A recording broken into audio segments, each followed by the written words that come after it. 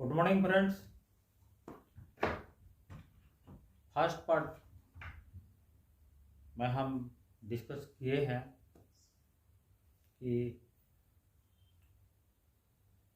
Internal motivation जो है ये जब अटैच हो जाता है in a continuous way along with your willingness तो ये पैशन बन जाता है। और जब you develop passion within yourself towards your profession, then it helps you bring tremendous success which is beyond your imagination. तो ये भी हम लोग डिस्कस किए थे कि व्हाट इज इंटरनल मोटिवेशन और एक्सटर्नल मोटिवेशन भी क्या है, इसके बारे में भी डिस्कस किए थे। जैसे कि पहले मैं बताया हूँ आपको कि एक्सटर्नल मोटिवेशन जो है it based on your result and internal motivation based on your work you do. External motivation जो होता है ये हमको मिलता है जो हमारे सीनियर्स हैं उनसे मिलता है, जो मोटिवेटर्स हैं प्रोफेशनल मोटिवेटर्स उनसे भी मिलता है। और एक्सटर्नल मोटिवेशन जब इसका नेचर को हम स्टडी करेंगे ये इजीली एंड क्विकली चार्ज होता है और इजीली एंड क्विकली ये डिस्चार्ज भी होता है। लेकिन इंटरनल मोटिवेशन जो कि बेस्ड है अपॉन योर वर्क, जो काम करते हैं उसके ऊपर में बेस है, तो ये इतना जल्दी रिचार्ज नहीं होता है और उतना जल्दी ये डिस्चार्ज भी नहीं होता है। तो इसका नेचर को जब हम स्टडी करेंगे तो हमको मालूम होगा कि it is impermanent in nature and continuous motivation जो है one of the important factor which together with your willingness it becomes your passion. तो इसके लिए थोड़ा ज़्यादा हेल्पफुल है because it is in continuous nature provided if you do your work in a regular basis। Regular basis में अगर करते हैं तो रेगुलर आपको मोटिवेशन मिलता रहेगा। तो क्योंकि इंटरनल मोटिवेशन फोकस्ड करता है आपके वर्क के ऊपर में, तो इन डिटेल हमको गहराई में आपका जो नेचर ऑफ वर्क है उसके ऊपर में स्टडी करना पड़ेगा। तो अभी मैं स्टार्ट करता हूं कि इंटरनल मोटिवेशन को धीरे धीरे मैं आगे बढ़ाता हूं। तो फ्रेंड्स, जैसे कि it based upon your work, हमको पहले सोचना पड़ेगा कि व्हाट इज योर वर्क। और जब हम आपके वर्क के ऊपर में आते हैं, आपके काम के ऊपर में आते हैं, तो यहाँ बहुत सारा चेंजेस हमको करना पड़ेगा और उसी चेंजेस के साथ जब हम आगे बढ़ेंगे then we will derive satisfaction from our work. तो पहला बात है when we think about the job of a LIC agent, I think it is not your job to sell life insurance policy.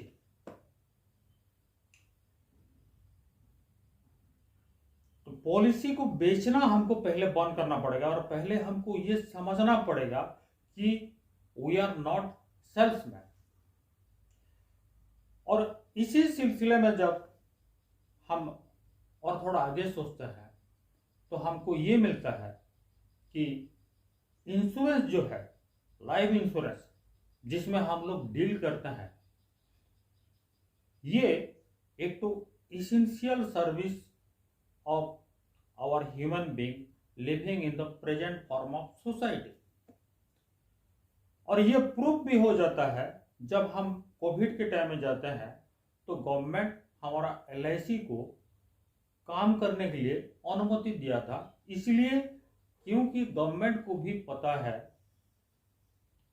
Ministry of health and family welfare उनको भी मालूम है कि life insurance जो है it is one of the essential service of the society. तो हमको ये समझना पड़ेगा कि हम जिस प्रोडक्ट में, जिस सर्विस में हम लोग डील करते हैं, it is one of the essential service and it is not a matter of सोलिसिटेशन।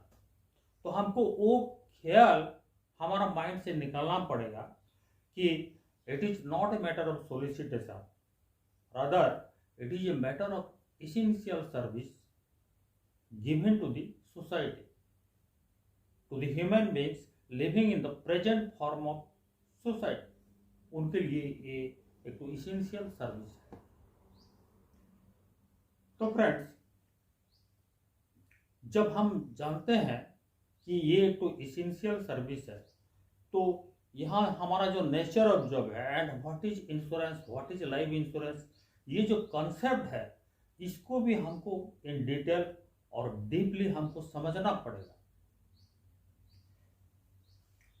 पहला बात तो है फ्रेंड्स कि जब हम ये सोचते हैं कि व्हाट इज इंश्योरेंस, तो हमको ये पता चलता है कि इंश्योरेंस कुछ नहीं, ये एक तो डिवाइस है, ये एक तो अरेंजमेंट है जिसमें कि एक इंसान का लॉस बहुत सारे लोग उसको शेयर करते हैं। इसको समझाने के लिए मान लीजिए कि किसी ऑफिस में, किसी ऑर्गेनाइजेशन में 1000 लोग काम करते हैं और they come to their office every day with their vehicle, मान लीजिए बाइक्स में आता है जिसका वैल्यू होता है 1 लाख रुपीस, सपोज मान लीजिए। और पिछले कई साल से देखा गया है कि उनका जो ऑर्गेनाइजेशन है वहाँ एवरी ईयर किसी न किसी एक का बाइक चोरी हो जाता है जिसका कॉस्ट है 1 लाख रुपीस। तो वही ऑफिस के जितने एम्प्लॉयज हैं वो लोग डिसाइड किए कि चलो एक तो फंड बनाते हैं and let us contribute 1000 rupees every one, and जिसका भी बाइक चोरी होगा हम वो फंड का जो पैसा है हम उन्हीं को दे देंगे so that he will purchase a new bike. तो ऐसे में क्या हो, जो 100 लाख 1,000 रुपया कंट्रीब्यूट किए और 1 लाख हो गया, और जिसका भी बाइक चोरी होता है उनको थमा दिया, वो नया बाइक तो परचेज कर लिया। तो ये जो प्रोसेस में क्या हुआ, किसी एक इंसान का जो 1 लाख रुपया का नुकसान होता है वो उससे बच गया, और सभी लोग 1,000 रुपया जो कंट्रीब्यूट करते हैं उनका छोटा छोटा 1,000 का लॉस हो गया। तो इंश्योरेंस जो होता है इसका मतलब बेसिक पर्पस ऑब्जेक्टिव ये है कि बड़ा लॉस जो है किसी एक बंदा का, उसको छोटा छोटा लॉस में कन्वर्ट कर देंगे और वो शेयर कर लेंगे एक ग्रुप ऑफ माने नंबर ऑफ पीपल। ये है इंश्योरेंस, जिसका डेफिनेशन भी बोलता है insurance is nothing but it is a cooperative device to convert individual loss into collective loss. ये उसका डेफिनेशन है, मीनिंग है। अभी चलते हैं, हम देखते हैं कि लाइफ इंश्योरेंस क्या है। और जब लाइफ इंश्योरेंस के बारे में हम सोचते हैं, आप इमेजिन कीजिए कि आप ऐसा एक तो सोसाइटी में है, इमेजिनरी सोसाइटी, जहां बहुत सारे लोग रहते हैं और बहुत अच्छे लोग हैं, और वहां क्या होता है, अगर किसी के फैमिली का कोई अर्निंग मेंबर जो इनकम करता है, उनके साथ अगर कोई बुरा हादसा होता है और नहीं रहते हैं, वो चले जाते हैं, तो विद इन अ मंथ ये देखने को मिलता है कि वहाँ का जो लोग हैं, कोई 500 रुपया, कोई 1000 रुपया, कोई 5000 रुपया, कोई 10,000 रुपया, ऐसा मतलब वो लोग पैसा देते हैं। और जिनका परिवार में कोई बंदा मतलब चला गया है, उनके पास विद इन 1 मंथ 10 लाख रुपया, 20 लाख रुपया, 25 लाख रुपया जमा हो जाता है। ऐसा एक तो सोसाइटी मान लीजिए। तो सोचिए कितना मतलब अच्छा लगेगा वैसा एक सोसाइटी में हमको रहने के लिए, जहाँ मतलब कुछ मतलब ऐसा बुरा हादसा होता है तो लोग मतलब अपने आप मतलब दे कंट्रीब्यूट, वो सामने आके मतलब हेल्प करते हैं, और उस परिवार का जो फाइनेंशियल प्रॉब्लम है चुटकी में दूर हो जाता है। और ऐसा सोसाइटी में कौन रहने के लिए नहीं चाहेगा कि जहां मतलब ऐसा मतलब कुछ होता है तो बहुत 100 लोग, 1000 लोग, लाखों लोग मतलब कंट्रीब्यूशन करते हैं, और कभी भी उस फैमिली को रास्ते में आने नहीं देते हैं। उनका कुछ भी मतलब फाइनेंशियल प्रॉब्लम नहीं होता है, और फैमिली का जो बच्चे हैं वो लोग ठीक से पढ़ाई करते हैं, उनका देखभाल भी पहले जैसा हो जाता है, और उनका मदर को कहीं जाके मतलब कुछ काम करने का ज़रूरत ही नहीं पड़ता है। वो अपना बच्चों का मतलब ख्याल रखती है, परवरिश करती है। कितना मतलब अच्छा मतलब ऐसा सोसाइटी में रहने के लिए कोई भी मतलब चाहेगा। लेकिन देखिए फ्रेंड्स, क्या मतलब प्रैक्टिकली पॉसिबल है कि हम ऐसा एक तो सोसाइटी में रहेंगे जहां मतलब इतना मतलब अच्छे लोग हैं, और voluntarily they contribute towards this deprived family? ऐसा मतलब प्रैक्टिकली हमको देखने के लिए नहीं मिलेगा।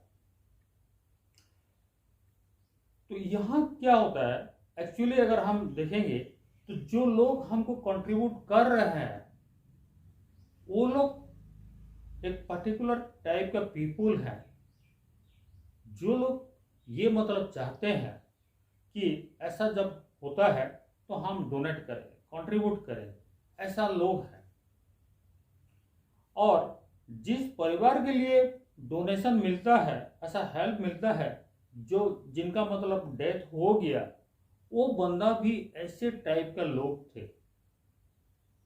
ये भी जब तक जिंदा रहे, काम करते रहे, और कहीं ऐसा मतलब हादसा होता था तो ये बंदा भी कंट्रीब्यूट करते थे। अभी एलआईसी का जो रोल है वो क्या है? एलआईसी क्या करता है? ऐसे बंदे को, जो लोगों जिनका मतलब इंटरेस्ट है ऐसा नोबल काम करने के लिए, उनको ढूंढ के निकलता है और उनका एक तो ग्रुप बनाता है। और यहाँ एलआईसी को क्योंकि मतलब ऐसा ग्रुप बनाता है, ऐसा मतलब ढूंढ के मतलब मेंबर्स लोगों को निकलता है, इसके लिए ये एम्प्लॉइज रखा है। ये प्रोफेशनल वे में एलआईसी ये काम करता है।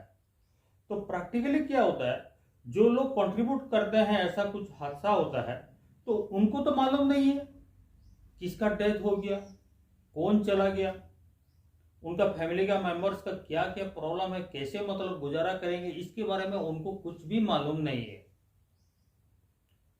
वो लोग क्या करते हैं, जो कंट्रीब्यूशन उनका होता है वो एलआईसी को देते हैं, और एलआईसी उसको एक्यूमुलेट करके जिस परिवार का मतलब बंदा चला गया है उस परिवार को वो दे देता है। तो ये जो मैकेनिज्म है जिसमें एलआईसी ये सब काम करता है, एलआईसी ये सब काम करने के लिए वो प्रोफेशनल्स को रखा है, जिनका काम है ऐसे लोगों को मतलब ढूंढ के निकालेंगे, जो लोग ऐसा नोबल पर्पज के लिए आगे बढ़ते हैं, उनसे मतलब कितना मतलब वो लोग कंट्रीब्यूट करेंगे, कितना उनका मतलब इनकम कैपेसिटी है, कितना कर सकते हैं, ये सब मतलब एलआईसी डिसाइड करता है कि कौन कितना कंट्रीब्यूट करेगा, किसको कितना हेल्प हम देंगे। ये सब काम जो टेक्निकल चीज है, इसको प्रोफेशनल वे में एलआईसी परफॉर्म करता है। और क्योंकि एलआईसी ये सब काम जो परफॉर्म करता है,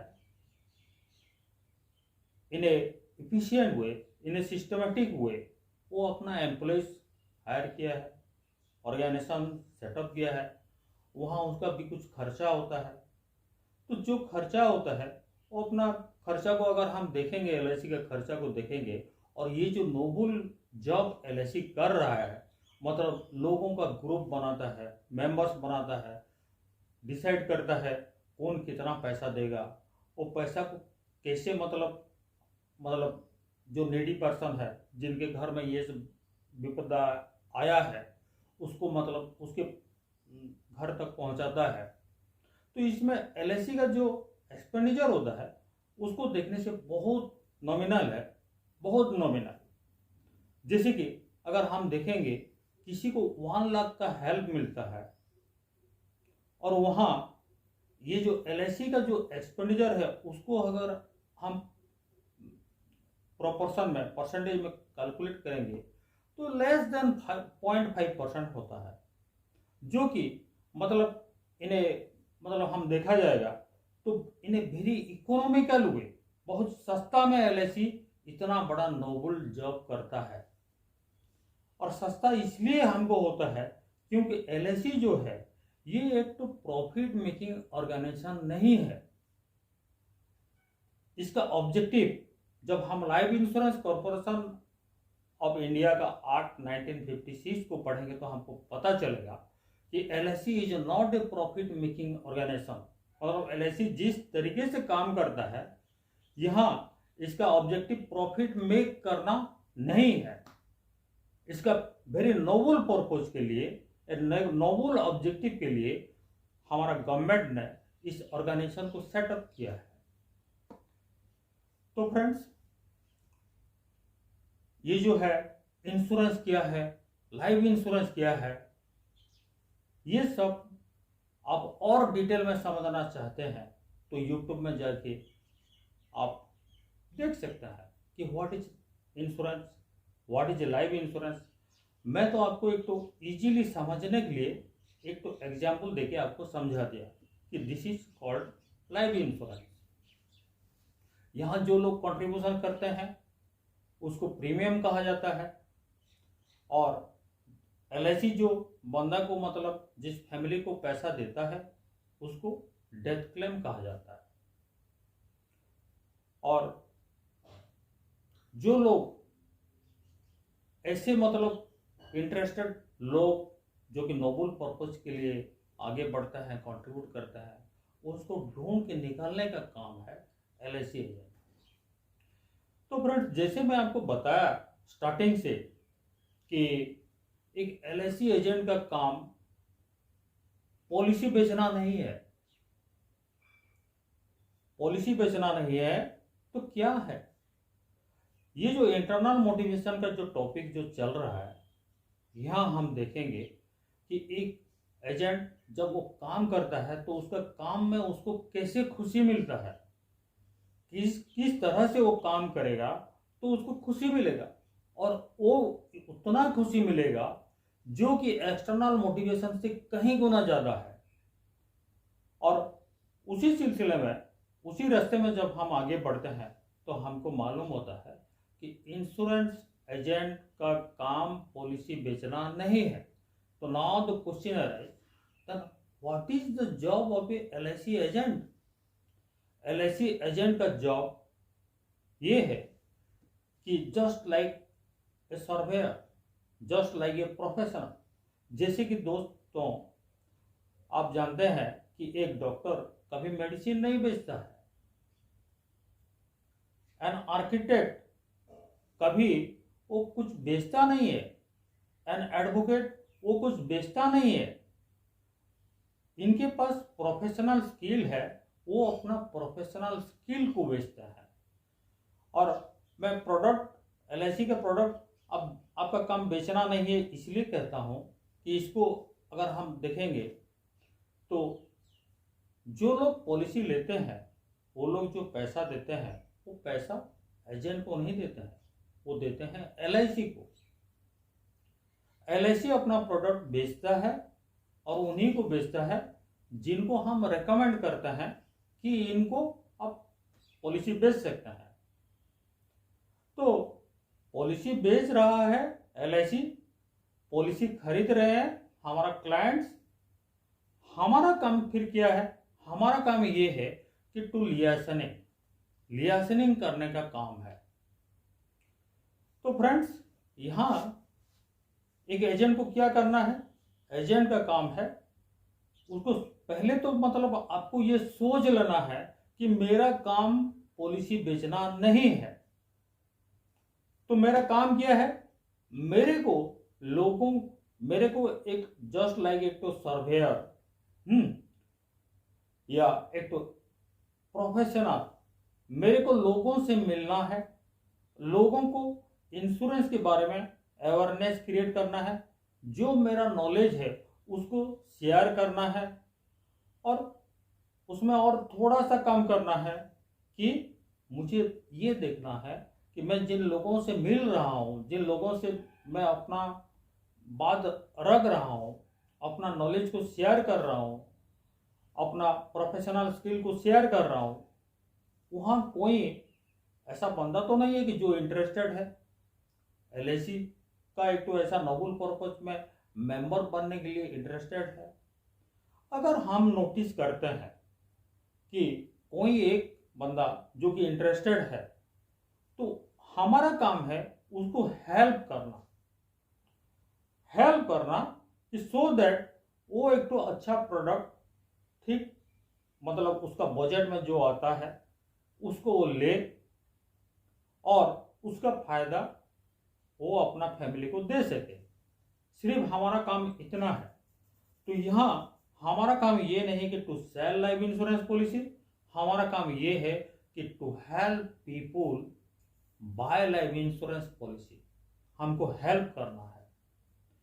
और जब हम ऐसा सोच के हम घर से निकलेंगे कि हमको पॉलिसी तो बेचना नहीं है, हमारा काम है सिर्फ हमको अवेयरनेस क्रिएट करना, लोगों से मिलना, लोगों को समझाना कि लाइफ इंश्योरेंस क्या चीज़ है, और लाइफ इंश्योरेंस अगर वो लोग नहीं लेते हैं तो जैसा कि ये प्रेजेंट फॉर्म ऑफ सोसाइटी में हम लोग रहते हैं, जहाँ जॉइंट हिंदू फैमिली सिस्टम का कहीं दूर दूर तक पता नहीं है, तो क्या प्रॉब्लम हो सकता है। हमको वैसे मतलब नोबल पर्सन्स जो कि कंट्रीब्यूट करते हैं, ऐसा मतलब बुरा हादसा होने से वो लोग कंट्रीब्यूट करते हैं, उनका ग्रुप में हम लोग शामिल नहीं हो पाएंगे।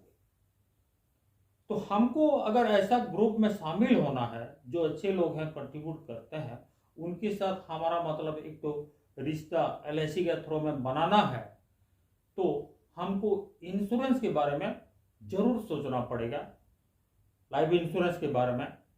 और थ्रू LIC हम ऐसे ग्रुप के साथ अटैच हो जाएंगे। यही चीज हमको लोगों तक लाना है। तो फ्रेंड्स, एक एजेंट को फिर क्या करना पड़ेगा? इंश्योरेंस का इंपॉर्टेंस खुद हमको रियलाइज करना पड़ेगा, लाइफ इंश्योरेंस क्या है समझना पड़ेगा, और लोगों तक ये प्रेजेंटेशन, ये जो हमारा आइडिया है उसको कैसे हम लाएंगे, उसके बारे में हमको सोचना पड़ेगा। तो यहाँ जो है, जैसे कि मैं पहले बताया था आपको कि आपका जो जॉब है 1/3 है फील्ड में और 2/3 है अपना घर में। तो जब हम अपना घर में हम टाइम स्पेंड करेंगे, हमको क्या क्या मतलब हमको देखना पड़ेगा।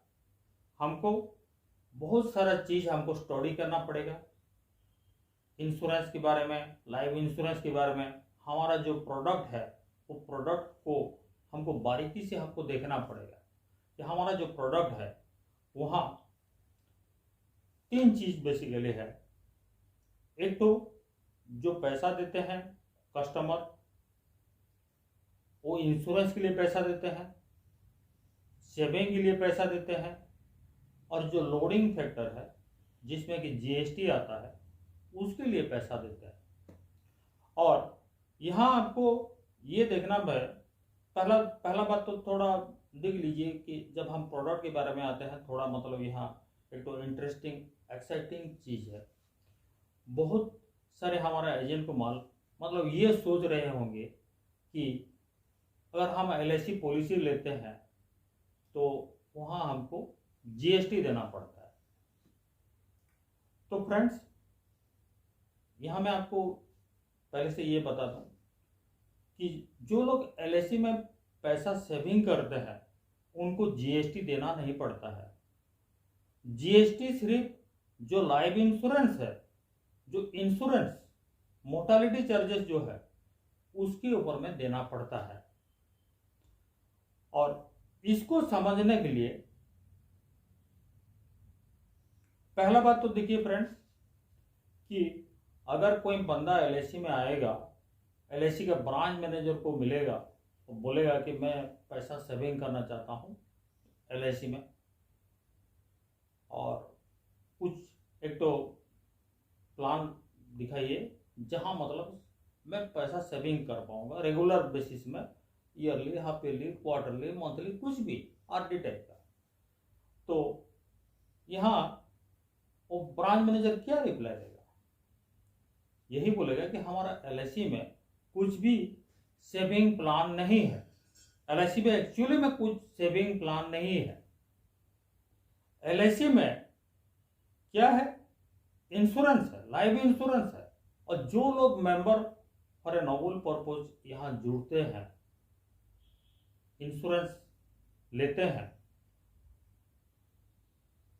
उनके लिए एलआईसी एक तो ऑप्शन रखा है। एलआईसी उनको क्या कहता है? एलआईसी बोलता है आप लोग तो नोबल पर्पज के लिए मेंबर बन रहे हैं, कंट्रीब्यूट कर रहे हैं तो नोबल पर्पज के लिए, और अगर बाई चांस आप चाहते हैं कि एलआईसी में सेविंग करेंगे तो हमारे पास बहुत अच्छा अच्छा स्कीम है, प्लान है, जिसमें आप सेविंग करेंगे और यहाँ आपको जो रिटर्न मिलेगा वो बैंक से, पोस्ट ऑफिस से, म्यूचुअल फंड से कहीं अच्छा रिटर्न मिलेगा।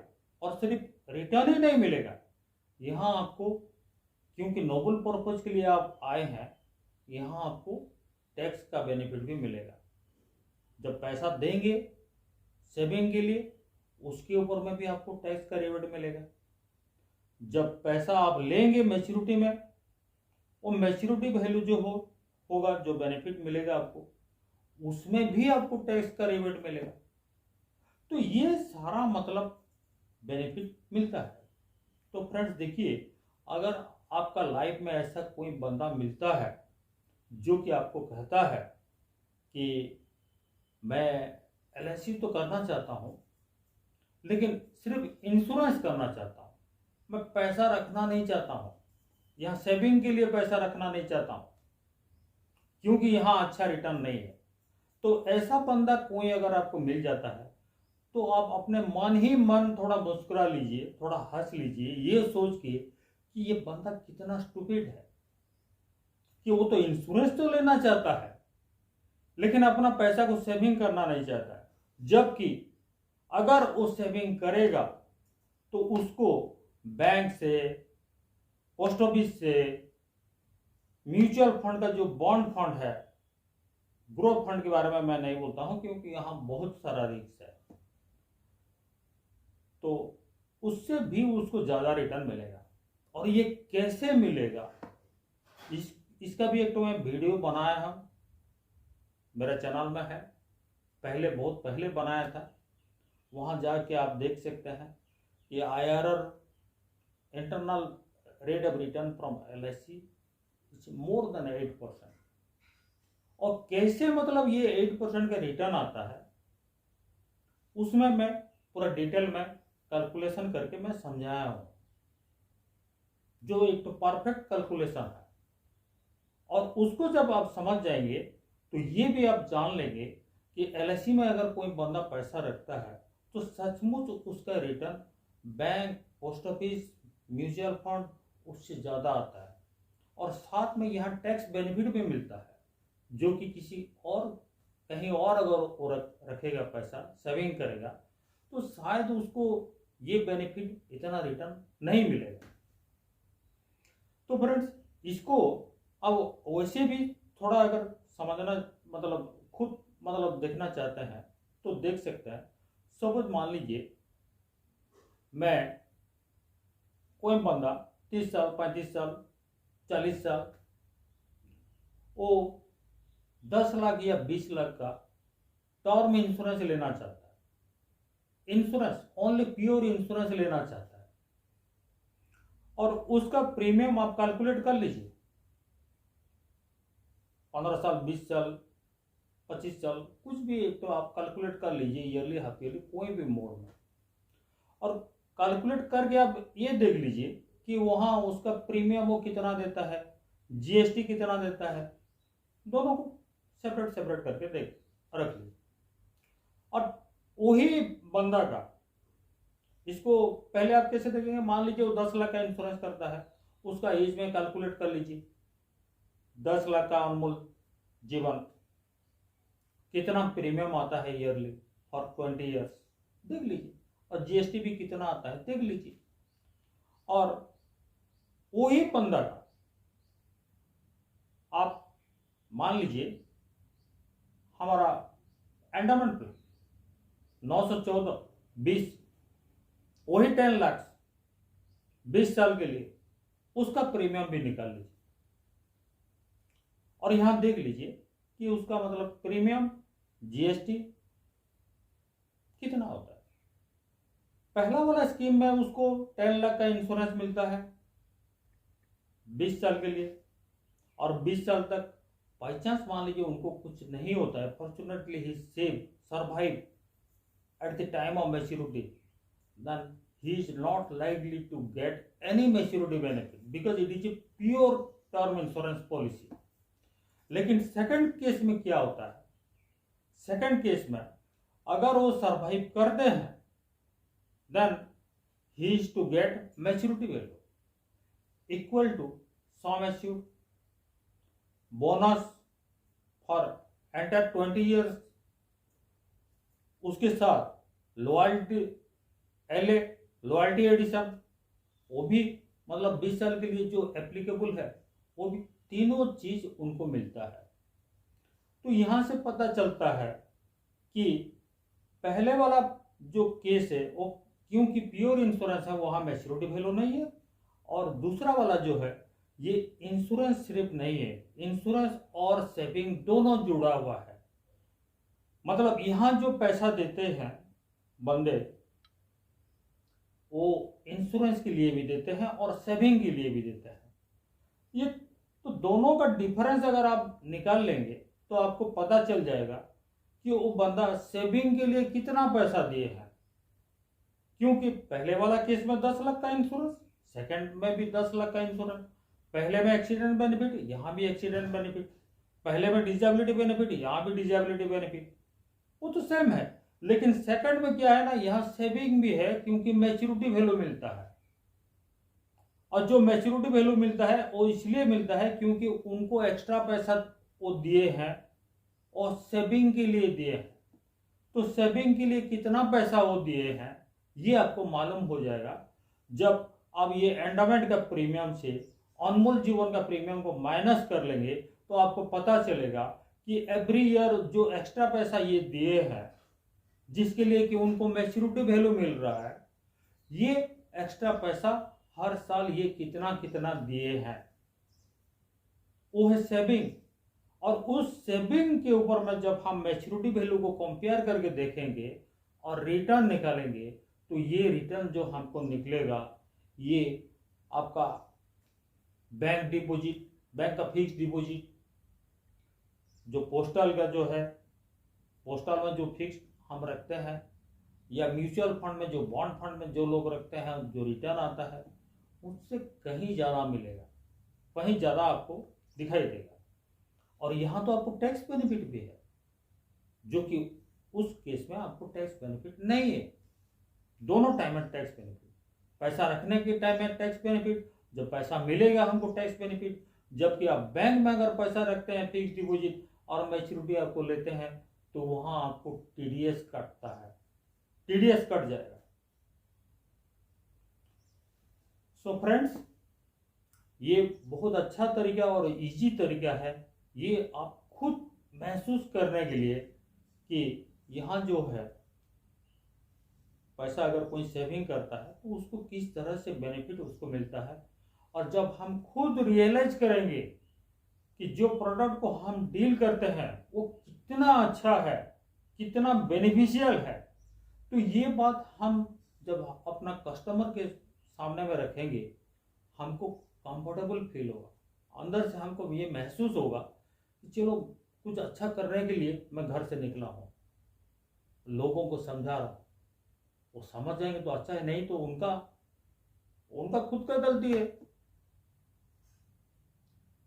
तो फ्रेंड्स, तो ये जो है इसके आगे और भी बहुत कुछ आएगा इंटरनल मोटिवेशन के ऊपर में। यहाँ आप लोगों को मैं ये सिखाने के लिए कोशिश करूँगा कि internal motive how to derive internal motivation through your work. और जब एक बार आप इंटरनल मोटिवेशन को टेस्ट कर लेंगे, आपको एक्सटर्नल मोटिवेशन जो है उसके बारे में आपको ख्याल भी नहीं आएगा। आप जब अपना जैसे फ्रेंड्स देखिए, यहाँ मतलब एक्चुअली ऑब्जेक्टिव क्या है, क्योंकि मैं एलआईसी एजेंट को प्रोफेशनल मानता हूँ, सेल्समैन नहीं मानता हूँ। तो फ्रेंड्स देखिए, जैसे मान लीजिए कोई आर्टिस्ट को हम देखते हैं, कोई सिंगर हुआ या कोई एक्टिंग कर रहा है, वहाँ जब उनका जो परफॉर्मेंस है, जो वो काम मतलब उनका मतलब ऑडियंस में करते हैं, लोगों के सामने में करते हैं, लोगों के सामने में जो काम करते हैं वो बहुत मतलब थोड़ा सा टाइम होता है, आधा घंटा 1 घंटा 2 घंटा जो भी है, लेकिन वो काम करने के लिए उनको जो प्रिपेयर होना पड़ता है, जो मतलब वो रिसर्च करते हैं, जो थोरो वे में मतलब उनका मतलब परफॉर्मेंस को वो खुद रिव्यू करते हैं, बार बार रिव्यू करता है और ये करता है, वो उसमें काफ़ी ज़्यादा टाइम लगता है, काफ़ी मेहनत लगता है। और जब उनका काम पब्लिक के सामने में आता है और पब्लिक प्रेज करते हैं, तो वहाँ जो सेटिस्फेक्शन उनको मिलता है वो बहुत बड़ा सेटिस्फेक्शन मिलता है in compare to what revenue they get, what income they get. उसके कंपैरिजन में उनका ऑडियंस का जो मतलब प्रेज आता है, जो तारीफ उनको सुनने को मिलता है, वो बहुत बड़ा होता है। ठीक वैसे भी यहाँ जो मैं कोशिश कर रहा हूँ कि आप अपना काम को ठीक से समझ लीजिए, और काम को इस तरह से मतलब आप मतलब खुद रिसर्च करके, खुद अपने काम के ऊपर में आप मतलब टाइम देके, एफर्ट देके इसको इतना अच्छा बना दीजिए कि ये जब पब्लिक के पास जाएगा तो पब्लिक हमेशा मतलब ये मतलब आपका काम को एक्सेप्ट करेंगे, एक्नॉलेज करेंगे। और जब पब्लिक से, आपका क्लाइंट से, प्रोस्पेक्ट से जब आपको एक्नॉलेजमेंट मिलेगा, आपको प्रेज मिलेगा, आप देखेंगे ज़्यादा से ज़्यादा मतलब कस्टमर मतलब आपका प्रपोजल के ऊपर में सोच रहे हैं, आपका प्रपोजल को एक्सेप्ट कर रहे हैं, वहाँ आपको बहुत अच्छा खुशी मिलेगा। और यह खुशी पाने के लिए इंटरनल मोटिवेशन को और मतलब इफेक्टिव वे में करने के लिए यहाँ मैं आपको ये भी सिखाऊंगा कि how to review your work every day. आप अपना काम को कैसे रिव्यू करेंगे और अपना काम के ऊपर में कैसे प्रोग्रेस होता है उसको कैसे नोटिस करेंगे, उसके बारे में भी मैं सिखाऊंगा, आपको समझाऊंगा। तो जब एवरीडे आप रिव्यू करेंगे और आपको ये मालूम हो जाएगा कि आपके काम के ओर में कितना मतलब आपका डेवलपमेंट हुआ है, कितना इम्प्रूव हुआ है, और उस इम्प्रूवमेंट को पब्लिक कैसे नोटिस करता है, तो यहाँ क्या है ना, एवरी डे आप जब रिव्यू करेंगे वो थोड़ा सा टाइम, आधा घंटा 15 मिनट, वहाँ आपको मालूम पड़ेगा कि ये इम्प्रूवमेंट होता है, तो आपको बहुत खुशी मिलेगा। जैसे कि मान लीजिए किसी ने, उसका काम है टू एक्यूमुलेट वेल्थ, पैसा बचा रहा है, रख रहा है, और जब उसको मालूम होगा कि उसका जो पैसा का ग्रोथ है, कल इतना था, आज इतना हो गया, उतना हो गया, कितना एक्साइटमेंट उसको फीलिंग होता है। ठीक वैसे ही यहाँ भी वही एक्साइटमेंट आपको मिलेगा जब आप अपना काम को एवरीडे रिव्यू करेंगे और देखेंगे कि आपका काम में कितना मतलब तरक्की हो रहा है और उसको आपका प्रोस्पेक्ट, आपका क्लाइंट कैसे नोटिस कर रहे हैं, एक्नॉलेज कर रहे हैं और उसमें वो लोग प्रेज भी कर रहे हैं। इंटरनल मोटिवेशन क्योंकि वर्क बेस्ड है, यहाँ आपका सेटिस्फेक्शन डिराइव होगा आपका कस्टमर से, आपका क्लाइंट से।